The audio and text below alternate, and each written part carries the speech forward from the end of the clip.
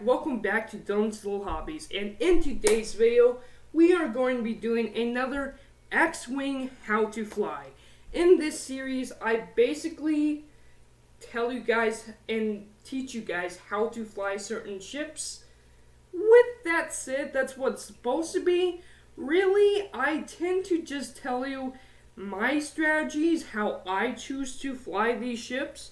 And you can basically take the way I choose to fly them, take my strategies, and apply them to your own game. With that said, everyone has their own way of playing this game. Everyone has their own strategies. The way I choose to look at these ships might help you come up with your own strategies for the game. But nothing I say in this video is a has to be this way. It's more or less the way I do it, and the way I do it might help you. So, with that out of the way, let's go ahead and talk about X-Wing How to Fly. Which ship are we going to be flying in today's video? And in today's video, we are going to learn how to fly the TIE Fighter, the most iconic ship in all of Star Wars, or at least one of. Oh my god, I love the TIE Fighter. It looks so darn awesome. With that said, it's probably the worst ship that Star Wars has ever come up with. And we're going to be talking about that in this video. Quickly, let me tell you what TIE Fighter actually means, because a lot of people don't know that. In universe, the TIE Fighter means twin ion engine. Why? Because it actually has two ion engines in the back. I think that's kind of a cool little bit of Star Wars trivia for you. If you didn't know what TIE Fighter actually meant, it means twin ion engine fire. I just think that's cool. But with that said, let's go ahead and talk about the TIE Fighter. Okay, here's its points. Yeah, that's a actually cheap ship. Here's its quick builds, and yeah, its quick builds are actually pretty cheap as well. And when it comes to the in-universe, it was actually a cheap ship to make. I kind of like doing that every now and again, talking about the in-universe stuff, because I think it's kind of cool little behind-the-scenes trivia for you. In Star Wars universe, this is actually the cheapest ship to make, and probably the weakest ship in all of Star Wars. Let's go ahead and get into it, shall we? So, without further ado, let's talk about this TIE Fighter stats. Alright, you can see here that it has 2 attacks, 3 evades, and 3 hull. A focus token, evade token, and it can barrel roll, hopefully out of enemies' fire. The best strategy that you could use with this ship is either the decoy strategy or fly it in a tight formation, probably with either stronger TIE Fighters or with a lot of other TIE Fighters, since this is, of course, a pretty cheap and weak ship. I mean, it only has 3 hull. And you know, that's kind of the funny thing. That might be actually a reason why the Empire lost the war, if you really think about it. Because they didn't care about quality, they cared about quantity. And if you really want to use the TIE Fighter in X-Wing Managers, you have to go with that mentality again. Especially because it's a cheap ship, it gives you the ability to do so. With that said, again, flying this ship in mid-space without backup is basically a death sentence. Now, if you're using the decoy strategy and you don't mind losing just a couple of points to hopefully get a big hit, then it's not that bad of an idea. But with that said, this ship is actually not one that you want to go head toe-to-toe down the line with an X-Wing or something like that. No, what you want to do with the X-Wing is, or what you want to do with the TIE Fighter in X-Wing miniatures, the most important thing you could possibly do is fly it not only in tight formation, but fly it fast.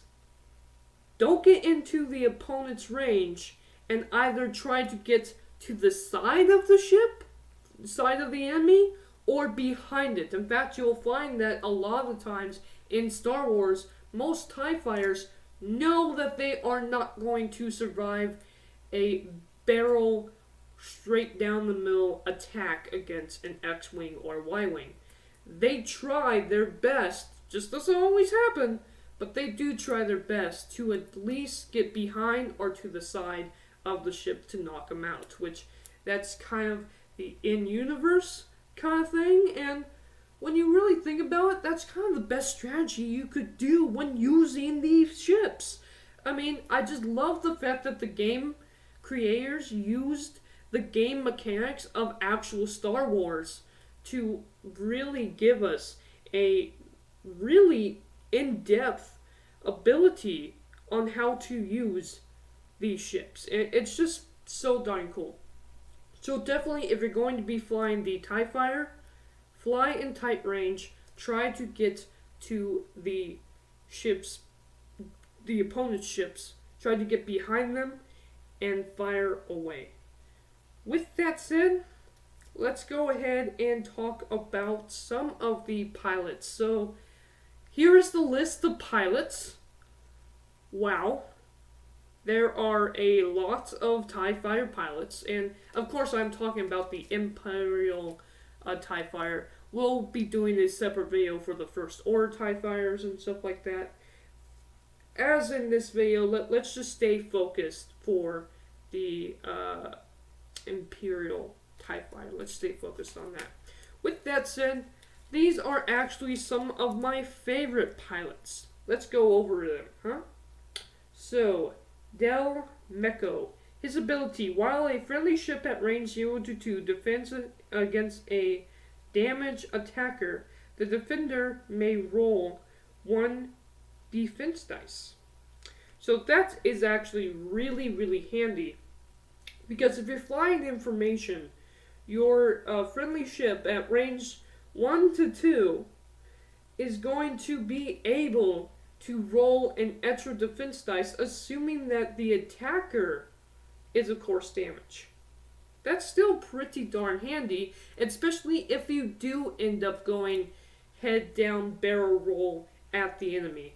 Not the best strategy to use with TIE Fighters, but a possibility.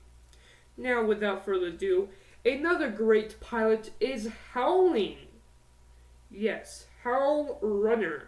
While a friendly ship at range 0 to 1 performs a primary attack, that ship may re-roll 1 attack dice. So in other words, if another friendly TIE Fighter threw its attack dice and it missed a shot, it can re-roll 1 of those attack dice and hopefully get another hit. That is a really handy ability. Let's go ahead with this guy, Iden Verso. Before a friendly TIE fighter at range 0 to 1 would suffer 1 or more damage, you may spend an energy. If you do, prevents that damage. So that is like seriously one of the best abilities you could ever give to a TIE Fighter ever. If you're going to use a TIE Fighter, I really suggest using Iden Verso. Basically can save all your TIE Fighters' butts. Alright, and then we have Gideon Mask. While you perform an attack against a damaged defender, roll 1 additional attack dice. So again, if you're able to damage your opponent at least once with another ship, then you're going to be able to fire even harder on that ship. So from a 2 attack dice to 3, that is a really, really handy ability. And again, very cheap ship, so very cheap pilot, so that could be a real handy guy to fly. Okay, Scourge Scut. While you perform an attack against a defender, in your 12 o'clock, roll one additional attack dice. Now, this does kind of mean you have to somewhat get close to the enemy. They have to be in your 12 o'clock, so lining that up right with your 12 o'clock, that could be kind of an issue for you, and that's kind of a trick, but still, having this ability, able to throw one more attack dice at your enemy, that is actually a real lifesaver when it comes to the TIE Fighter. Alright, so let's see here. Molamithal. While you perform an attack at range 1, roll one additional attack dice. While you perform an attack at attack range 1, roll one additional attack dice. For some reason, they have attack twice on that. Look at that.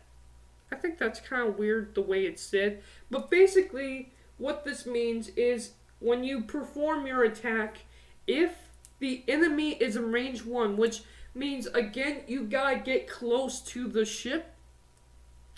If it's at range 1, you get another attack dice. Plus, range bonuses, so that helps you there. But the funny thing about these guys is getting them that close. If you aren't behind the enemy ship, you are not going to probably survive an attack that close. Because if you're in range 1 of your enemy, and that you aren't behind them, either in front or off to the side, chances are they're going to be able to attack you next. And that's not going to be good. I mean, only 3 lives. You better be really good at throwing your evade dice, because this guy is not going to survive very much long if you do that. Okay. And Wampa. I like Wampa too. While you perform an attack, you may spend 1 energy to roll 1 additional attack dice. After defending, lose an energy. Again, I just like I like the fact that most of the TIE Fighter abilities gives you 1 extra attack dice, especially because it only has 2 attack dice. So having possibly 3 is really handy. Okay, cards that could be handy on this ship. Hull upgrade. Or, that's actually shield upgrade. Here's hull upgrade. I like Predator, if you're going to use this ship. I like outmaneuver, but this means you have to be out of your enemy's fire range. And again, if you use the behind strategy, it could work, but good luck getting that to work. And then, of course, elusive. That's a really handy card. Alright. Let's go ahead and look at my TIE Fighter look. They all just look the same. Here's a picture of one of my TIE Fighters. They all look exactly the same. The Imperial TIE Fighters all look exactly the same. The great thing about TIE Fighter is it is actually a very fast ship. Fast and maneuverable ship. You can make tight turns like a tight 1 maneuver. You can also make a 5-speed maneuver with TIE Fighters.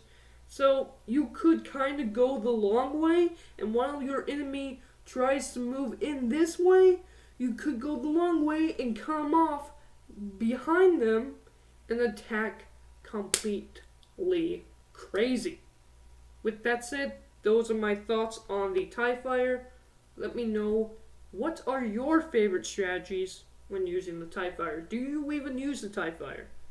And let me tell you, you're better off not using the TIE Fighter when it comes to your game X-Wing miniatures.